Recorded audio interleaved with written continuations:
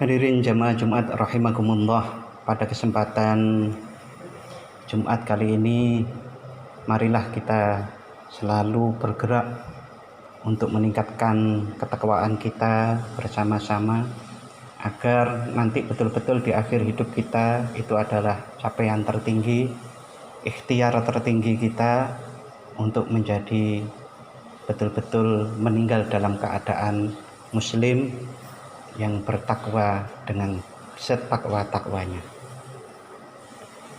Hadirin jamaah Jumat rahimakumullah, salawat serta salam semoga tetap terlimpahkan kepada Nabi Muhammad sallallahu alaihi wasallam. Hadirin jamaah Jumat rahimakumullah, di dalam surat Al-Mulk Allah berfirman, Alladzi ja'alal mauta wal hayata liyabluwakum ayyukum ahsanu amala. Al-ayah. Hadirin, kalau coba kita mengilustrasikan, mencoba menggambarkan kehidupan kita, itu kan ada satu titik di awal, yaitu kelahiran kita, dan satu titik di akhir, itu kita meninggal dunia. Berarti kita itu diciptakan oleh Allah, kemudian kita juga kembali kepada Allah. Nah, garis lurus dua titik ini, kalau kita hubungkan dengan umpamanya kita buat ilustrasi, ada 1 meter gitu. Dua titik ini kita tarik dari awal ke akhir.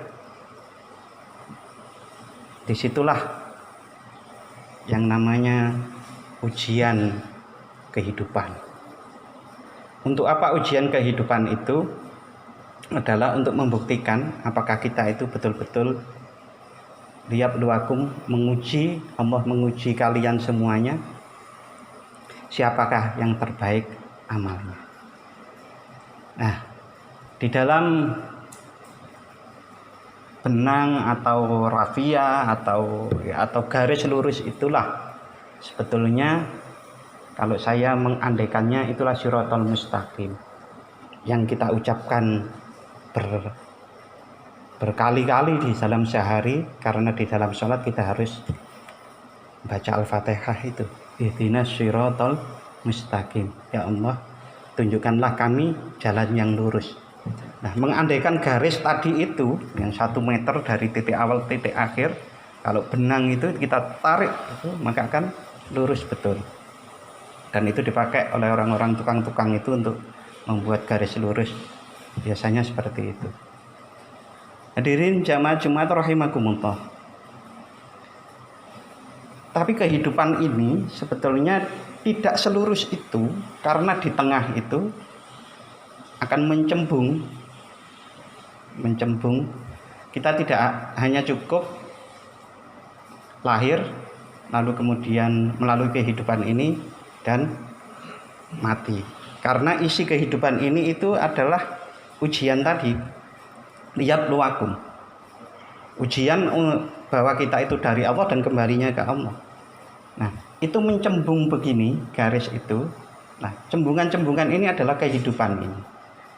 Nah, agar nanti itu kita betul-betul bisa lurus kembali di akhir, nah, maka Allah memberikan bekal kepada kita agar kita betul-betul di ihdinas siratal mustaqim itu, paling tidak kita di akhir hayat kita itu kita kembali kepada Allah. Bekal kita itu dibawa oleh para rasul, dan rasul kita yang kita zaman kita ini adalah Nabi Muhammad sallallahu alaihi wasallam.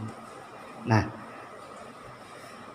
di mana rukun iman, di mana rukun Islam dan ihsan yang sangat populer dalam satu hadis itu, ada rukun iman, ada rukun Islam dan ihsan. Nah, salah satu rukun Islam kita itu adalah sholat.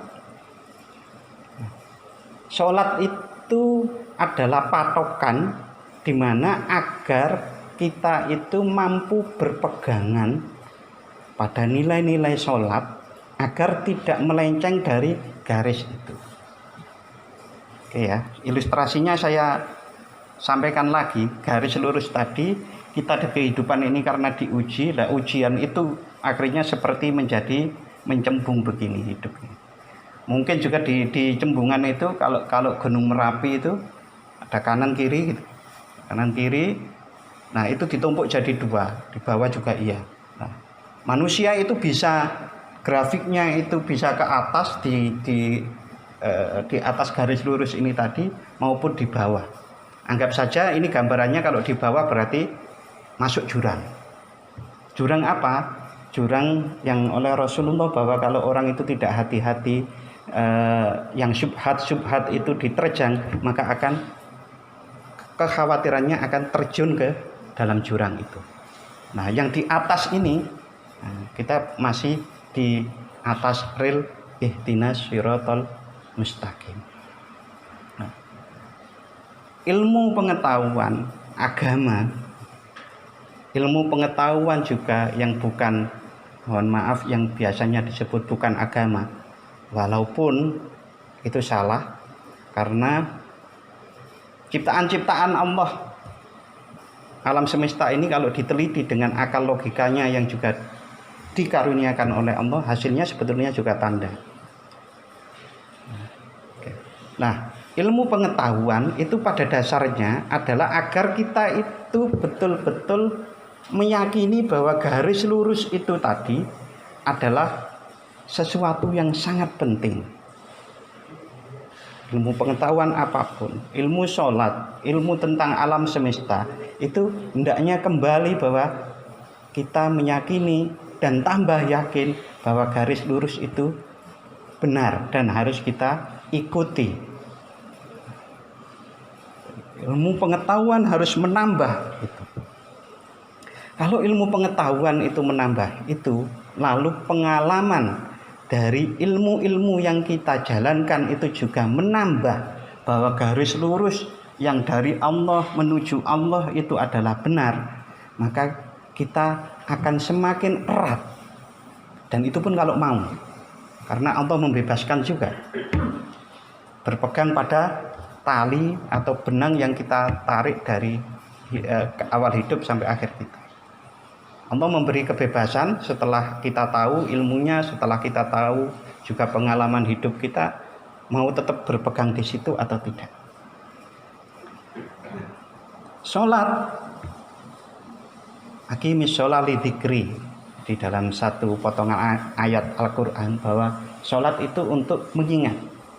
Nah, dalam gambaran ini berarti kita mengingat agar tetap di garis lurus benang ini tadi. Nah, karena cobaan yang begitu, bahwa ujian-ujian ini kadang berat, kadang sangat berat gitu. Nah, lalu Allah memberi banyak ritual-ritual atau syariat-syariat, macam-macam ibadah itu agar kita masih tetap mampu berpegang di situ. Hadirin jamaah Jumat rahimakumullah, kalaulah bahwa ilmu pengetahuan itu adalah sebuah amunisi yang diberikan kepada kita agar tetap bisa di atas garis lurus tadi itu, di cembungan ini, maka sebetulnya setiap ritual, setiap aktivitas ibadah yang kita lakukan harusnya menambah kekuatan kita berpegang pada garis lurus tadi itu. Artinya, kalaulah ada ibadah-ibadah yang menyebabkan menjauhkan diri kita dari garis lurus itu tadi, maka kita harus mempertanyakannya. Contoh yang mudah disebut saat kita sedekah tetapi untuk kepentingan, bukan kepentingan meneguhkan keimanan kita.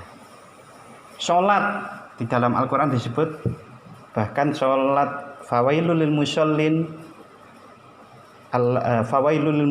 alladzina hum yura'un, yang yura'un, sholat yang dikerjakan secara riya itu pun tidak memberi kontribusi pada pegangan itu.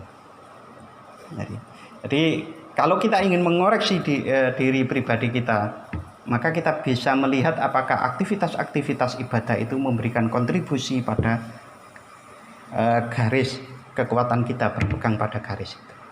Nah, saat Allah berfirman, wala tamutunna illa wa antum muslimun, dan janganlah kalian mati kecuali dalam keadaan muslim.